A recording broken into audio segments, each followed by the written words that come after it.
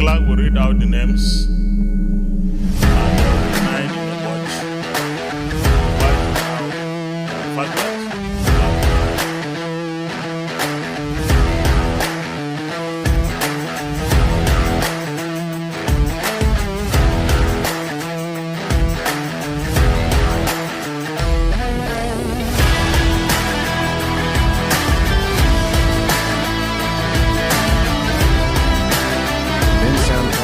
It's a beautiful day. One more time, you're welcome to the program Parliament and Governance on Independent Television. My name is Evan Sunukogi, and today on the program Parliament and Governance, we're going to be looking at the Edo State Anti-Open Grazing Bill, a bill that, as we speak now, is before the Edo State House of Assembly.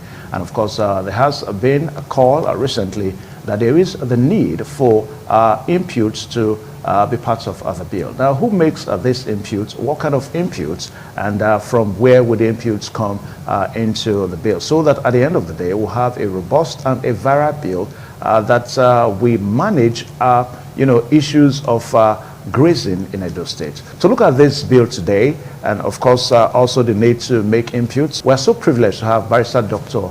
Awo Osaige. He's a constitutional lawyer and, of course, a public affairs analyst. So you're welcome to this program. Thank you very much. It's my pleasure for having me. Okay. All right. So recently we saw the reactions that is trailing or that has trailed the anti-open grazing bill before the Edo State House of Assembly. Now, before we come to the reactions now, we understand that the anti-open grazing bill issue is something that has been on for quite some time now. By my count, it's almost about 2 years that we saw state governors in the South coming together in Delta State on the need for states to have anti-open grazing bill. In Edo State today now, the bill is before the House of Assembly, and reactions coming on that the bill is not in the public domain, that people don't even know the content of the bill. I don't know what your reaction is on this.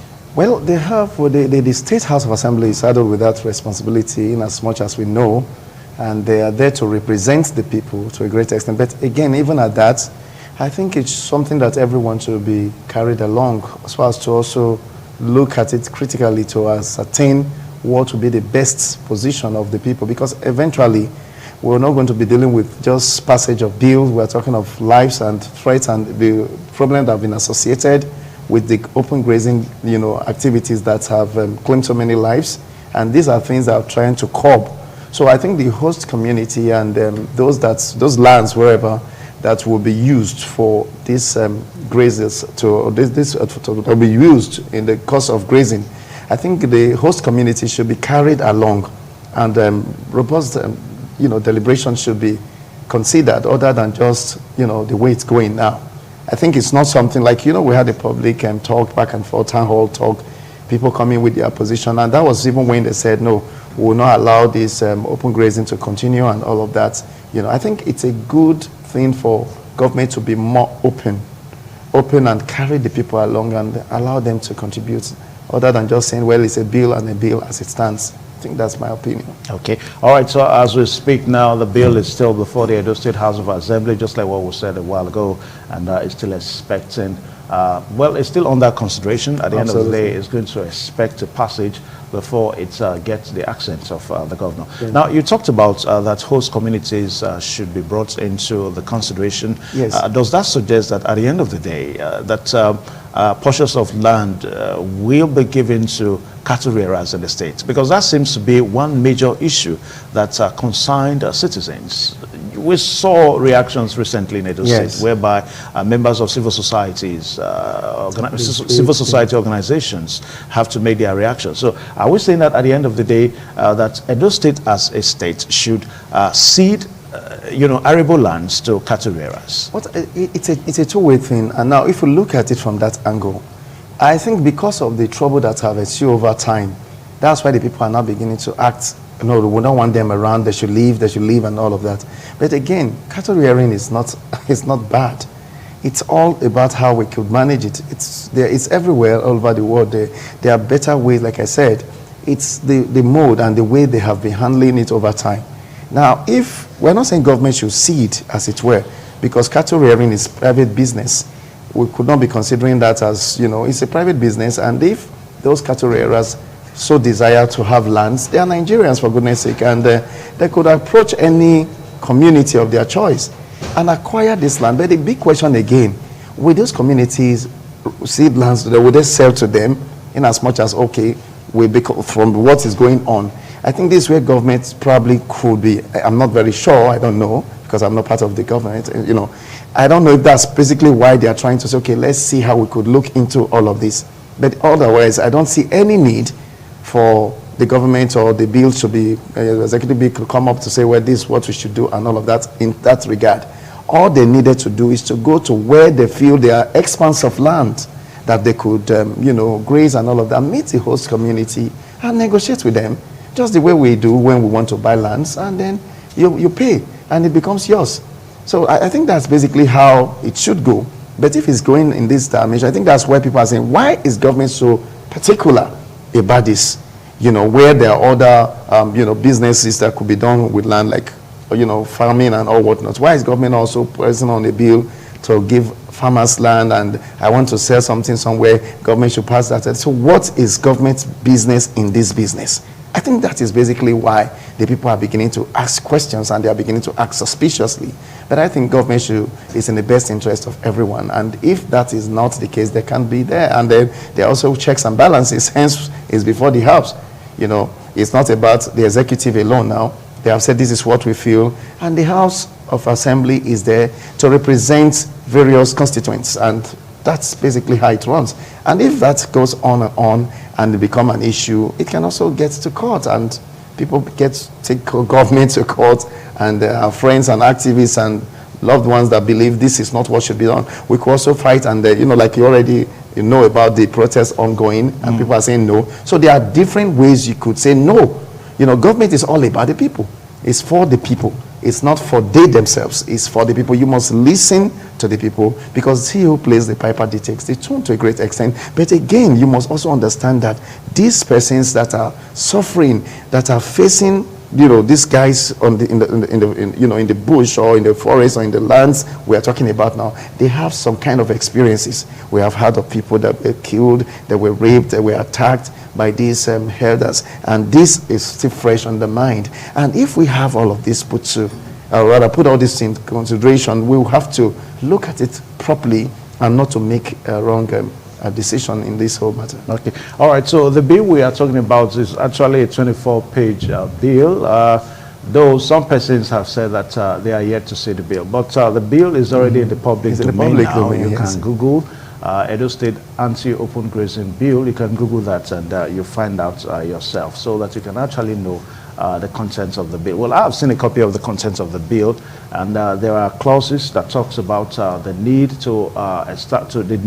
for us to have a kind of a committee that will manage the issuance of the ranch, the management of the ranch, and so on and so forth. Now, that calls for concern, because for most people in the states, they are of the opinion that they don't want to give out any piece of land for ranching. And that is going to pose another big problem to members of the House of Assembly, even as they consider the bill.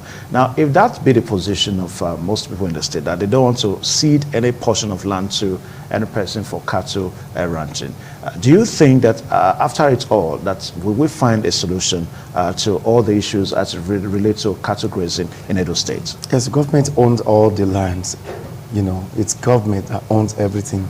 You know, and if we are saying we don't want to, it's funny, because government should, to a great extent, manage and decide how things should be done. You know, you cannot have arable lands and then, you know, grazable lands that could be used, and you said you don't want to. Why are you saying you don't want to? Because of what had happened in the recent past. I think that's basically what I said earlier on. And those things are still capable of happening. And we need to know, like you said, a committee of sorts will be set up. There will be a committee. Yeah, that's now, who are those that will constitute the membership of this said committee? I think these are things we should be looking at. Okay. And we should look at who are the members of this committee. Are we just going to be some government appointee somewhere that will just come up and say, okay, this is what we have decided? When you are not stakeholders, like I said, the rural dwellers, those people within, they are there and they know what is going on. They cannot be expunged from the said committee we're talking about. If government is saying, let's have a committee, I don't have any problem with that.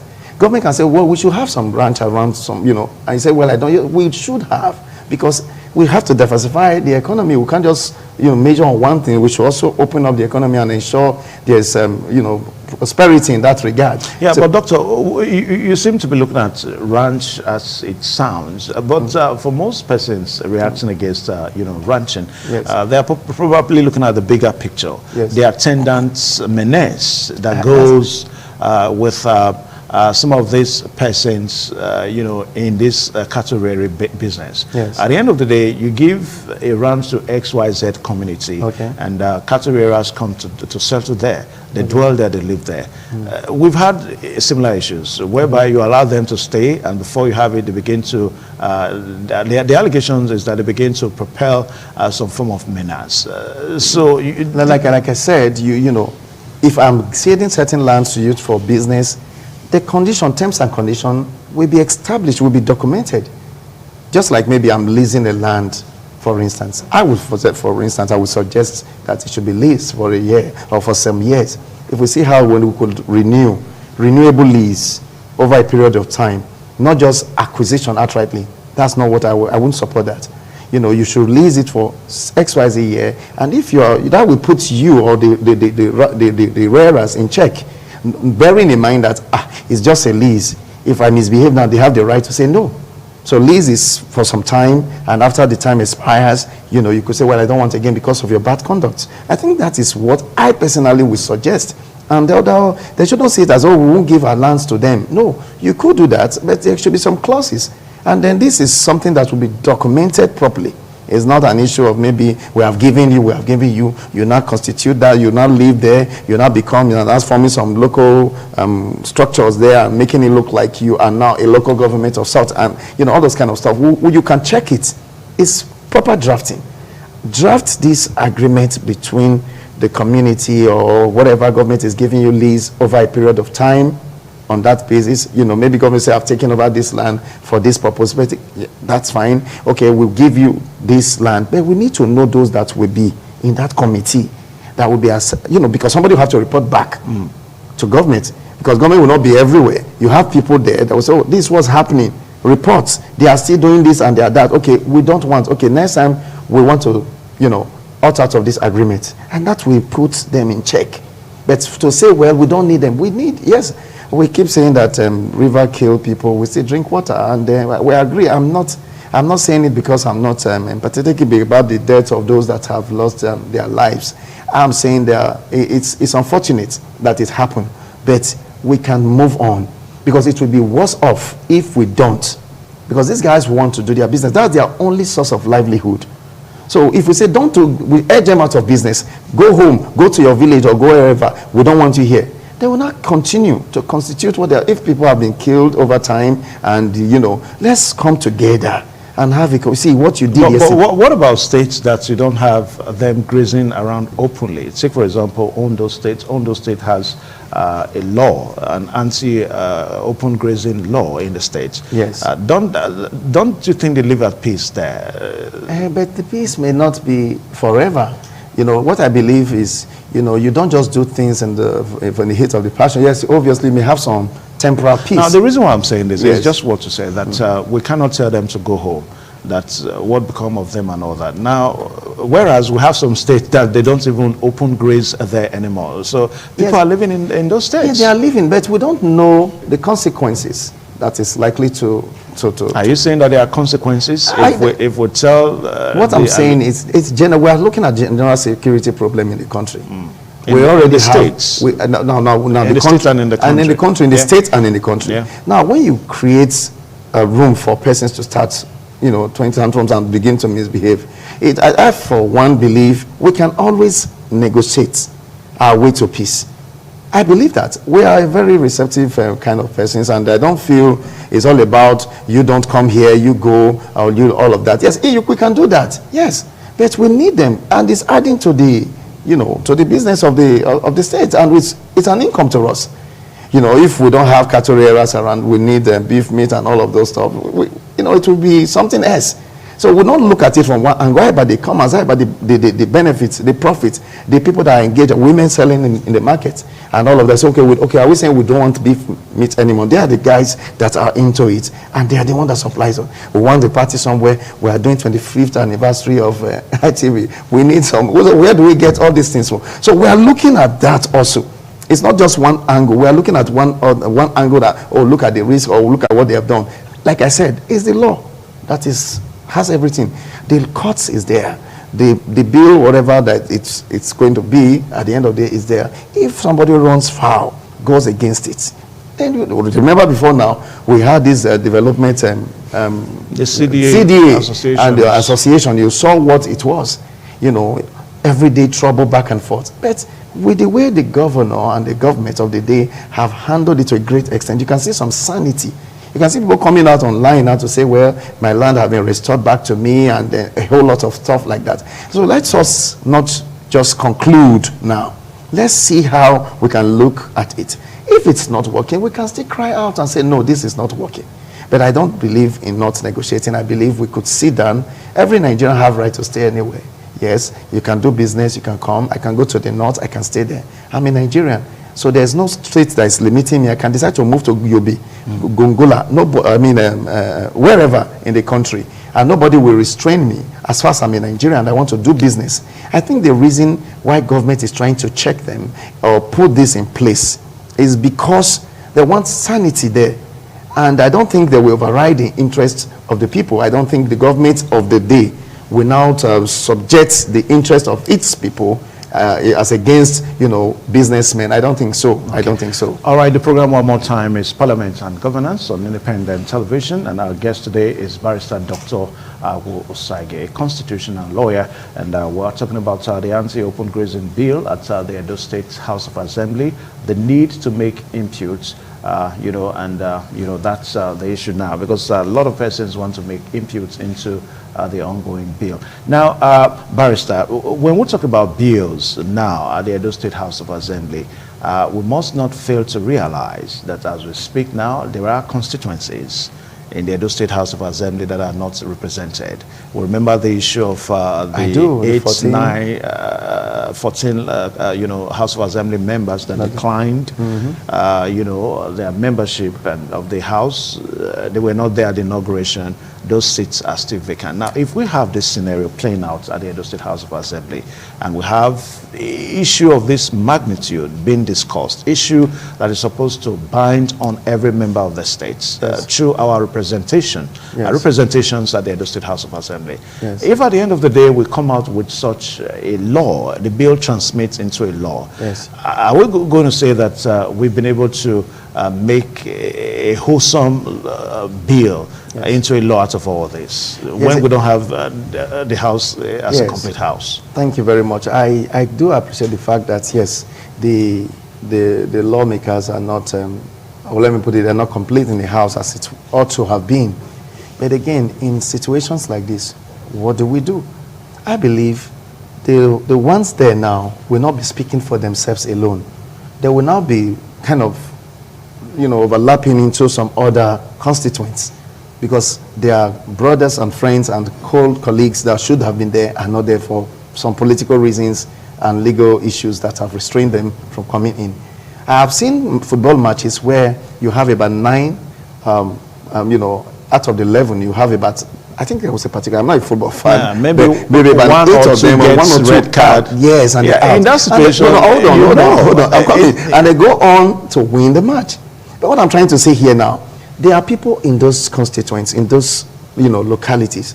Like I said, they should be carried along. They have young men, young women who could speak, who are enlightened, who went to school, who could come out and write, and also submit their opposition, which will bring government. Yes, ordinarily there should have been a representative. Now there is none. You won't fold your hands and say, well, we don't have a representative, Obaseki cannot do this and that. No, that's not what you should do. You should carefully put up something. This is our plight here. This is what we are going through. That's why we went to school.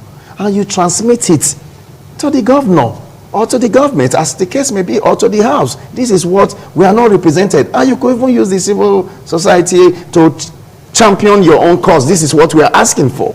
And nobody will wish that away. It's when we sit down and fold our hands, we don't have our representative for crying out loud. We have had representatives that they won't represent the people well over time. So the idea of the people is pulled back on the people. You that is there in the community, you know what you are going through, you know what you are facing, put it into writing. Put these things together and send it out.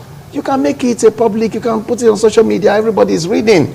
If you know your interest is being shut out of, I think there are better ways. But don't you also think the situation also needs to be the other way around? The question we should be asking is, yes, has government reached out to these constituencies that are not represented? The Edo State House of Assembly, for example, has it reached out to these constituencies? How will you know if they have? I cannot tentatively say they haven't, and you can't say they haven't. It's possible. I believe the government will not be doing that. I believe that. Obviously, they are representative. It's a governor of the state we're talking about. Yeah, we're talking about the government of the entire state. Yeah. Yes, in as much as there are some, definitely they would have been reached. If they have not, they have the right to come out. Even if they didn't call you, can go there and say, this is what I heard is going on. You should be the watch. You should know exactly what's going on. And then come out. I don't think they have not been reached, because I don't think there's any information like that they didn't reach out to us.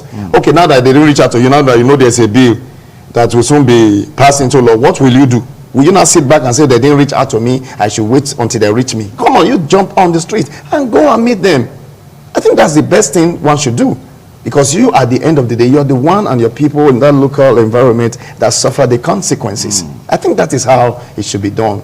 And you know, not asking what government will do. You ask what you will not do, in the words of John F. Kennedy. So you come out, take responsibility. Let's be responsible and say this is what we don't want. Because until you bring this information, or rather avoid this position, there's no way that we capture everything. I think that's so. I remember I was trying to get, what's it called for a client? Is it not a CFO? And then we said that part is government land. I argued with them that it's not. It's just a portion of it that is to the road. And they initially declined. But government can't know everything until you explain to them. I went there and they looked at it. Okay, yes, you are correct. And they agreed with me. And they issued the CFO. Okay. All right. So let's quickly see the reaction coming from the government now. We have a statement issued by the Secretary to the Edo State government on this issue as it relates to people making imputes and all that. Now, it states that the state's anti-open grazing bill is still undergoing legislation at the Edo State House of Assembly and has not been passed into law, neither is it a state policy yet. Members of the public who are concerned about parts of the bill can make imputes before its passage by the House. Civil society groups who are also raising concerns about sections of the bill can constructively engage with the Assembly and not resort to acts that can cause a breakdown of law and order in the state. The lawmaking process is one that involves comprehensive assessments of a bill before passage, and it is refreshing that the conversation on the bill is generating public interest, but this must not degenerate to civil disturbances capable of being hijacked by unscrupulous elements. We hereby call on those who have reservations about the sections of the bill to explore the statutory provisions of the law in making their contributions, and also their contributions to Barrister Osaldion Ogie, Esquire, Secretary to the State Government, making his reactions. Now, for some persons, this is perhaps coming too late because a lot of persons are really not even, they know that there's a discussion going on, but they probably don't know the right channel, you know, to use in order to get their imputes. Well, like I just said, I honestly believe that, yes, they don't know the right channels. Like I said, you could just find a way to say something. Go out there. They will know the Edo State House of Assembly. We know it's at Ring Road. You could write something. This is our position, and stand in front of the Edo State House. I think that's okay. You could express yourself even verbally, and they could put you on record. Okay. And they need to capture it, and that's what it's a good opinion in that regard. All right. Thank you so much, Barrister Dr. Awo Osaige, talking about the anti-open grazing bill at the Edo State House of Assembly, and of course the need to make imputes. A very big thank you for coming on the show today, Parliament and it's my pleasure. Governors. My name is Evan Sunohuge. The program will return same time, next episode on this show from Independent Television. Goodbye and God bless you. But